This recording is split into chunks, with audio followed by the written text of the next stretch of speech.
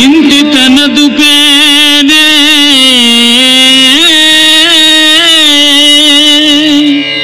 ఇంటి తనదు పేరే ఎల్లకాలంబును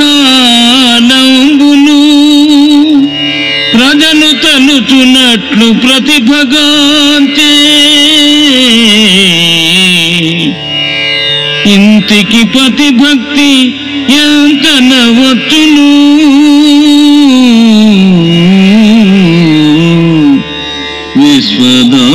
విశ్వదాభిరామ వినురవేమ.